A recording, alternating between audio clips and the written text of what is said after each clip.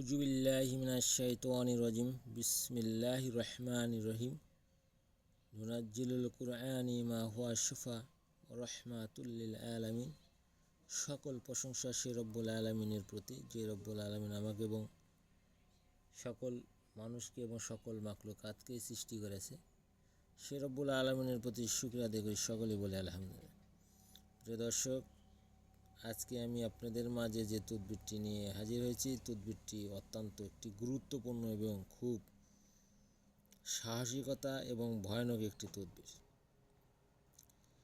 মানুষের চোখে অদৃশ্য হওয়া, এটা আমরা অনেকে শুনেছি, অনেক দিন যাবৎ শুনি, বা দাদা দাদি বিভিন্ন গুরুজন বা বিভিন্ন লোকের মাঝে শুনে থাকি যে মানুষ অদৃশ্য হতে পারে, তাকে দেখতে পায় না।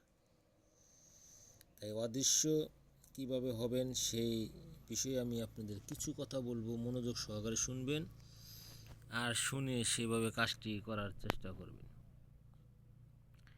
আপনি যখন অদৃশ্য হতে চান বা অদৃশ্য হবেন, তখন আপনার কিছু কাজ রয়েছে, নিয়ম কানুন হয়েছে। নিয়ম মেনে যদি আপনি কাজটি করতে পারেন, অবশ্যই আপনি অদৃশ্য হতে পারবেন। আর অদৃশ্য হওয়ার আগে অবশ্যই আপনাকে সকল দিককে খেয়াল করতে হবে যে আমি অদৃশ্য হওয়ার পরে আবার মানুষ হব কীভাবে, বা আমি মানুষ রূপে ফিরে আসবো কীভাবে।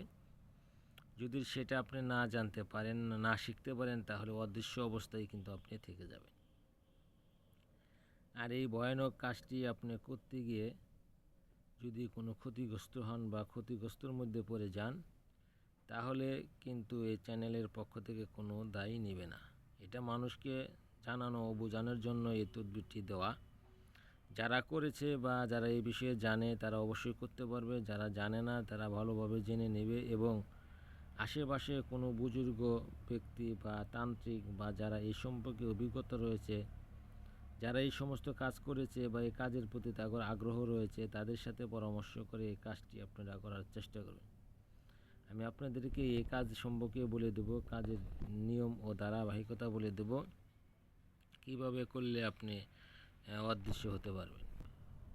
প্রথম অবস্থায় আপনাকে নিতে হবে শিয়ালের পিঠ ও শূকরের রক্ত জোগাড় করতে হবে। শিয়ালের পিঠ ও শূকরের রক্ত জোগাড় করতে হবে। জোগাড় করিয়া তারপর শনিবার ও মঙ্গলবারে মেধাবী লোকের মাথা দাফনের কাপড় আনতে হবে। মাথার সামানে দাফনের কাপড় আনতে হবে। আপনি কাপড়টা এনে চলে আসবেন। আসার পরে ওই মাথার কাপড়টা আপনি আপনার কাছে রেখে দেবেন।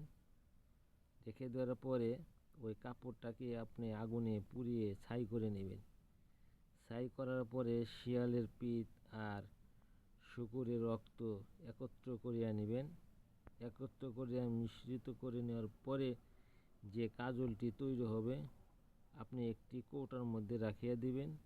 যখন আপনার অদৃশ্য হওয়ার ইচ্ছুক, তখন আপনি অদৃশ্য হতে চাইলে আপনার চোখে আপনি লাগিয়ে নেবেন। লাগিয়ে নেওয়ার ফলে আপনি অদৃশ্য হয়ে যাবেন। আবার যখন আপনি দৃশ্যমান হতে চাবেন, তখন আপনি ওই অদৃশ্য অবস্থায় আপনি কোনো টেবিল বা কোনো জায়গায় যেয়ে আপনার অদৃশ্য অবস্থায় চোখের কাজলটাকে ধুয়ে ফেলতে হবে। যখনই আপনি ধুয়ে ফেলবেন, তখনই আবার দৃশ্যমান রূপে আপনি ফিরে আসবেন। বিষয়টা আপনাদেরকে জানিয়ে দিলাম।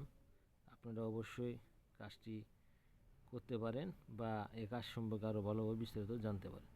আসসালামু আলাইকুম।